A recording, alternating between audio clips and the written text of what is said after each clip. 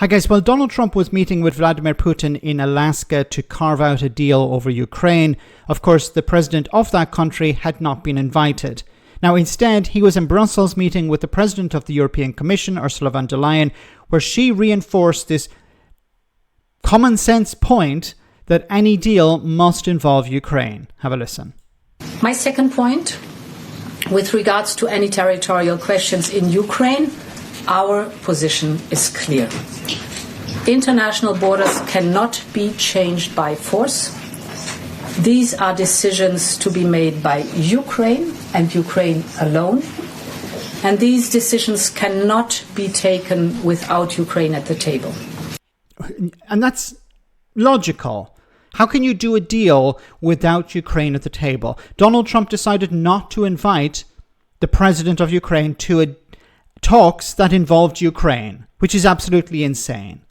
So he was trying to carve out some sort of deal with Putin. Now, I've said before, any agreement that involves Donald Trump is not worth the paper it's written on, because there's a high possibility that Trump will tear up the deal within 24 hours.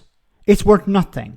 But also, what sort of deal can be signed where the United States has been threatening to exit itself from NATO, especially when it comes to European defense?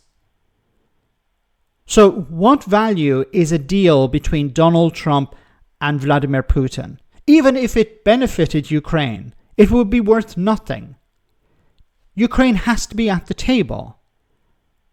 It's the most important stakeholder. It's a more important stakeholder than the United States. But for some reason, Donald Trump does not want Zelensky there.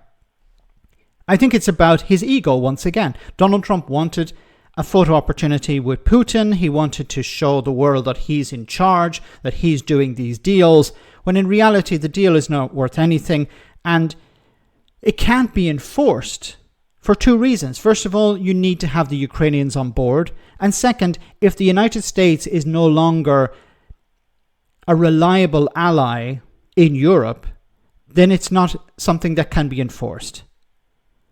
So what can be achieved from this? Nothing, or very little. Donald Trump can talk about deals on minerals and stuff like that with Ukraine and some sort of security guarantee, but it's not worth anything because Donald Trump is actually Donald Trump is the biggest problem here. Even more than Putin, because Donald Trump is not somebody that can be relied upon. So this falls to European allies, or European allies of Ukraine, I should say, not of the United States. So what are they going to do? They have to step up. They have to put their money where their mouth is. And unfortunately, I think what we're starting to see, especially since the United States is attempting to extract itself, we're starting to see support for Ukraine wane.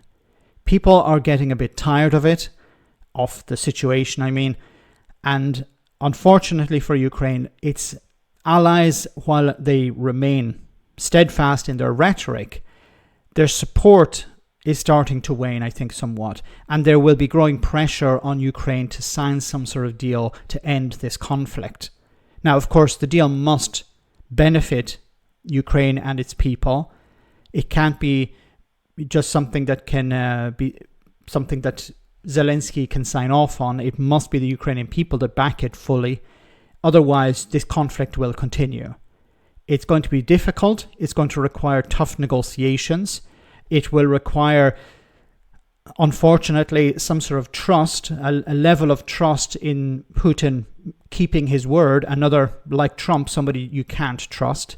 But there will be a requirement of faith involved in believing in him in order to end this conflict. It will end at some stage, but it's important that the allies of Ukraine step up to the plate and once again put their money where their mouth is. Otherwise, this conflict will continue.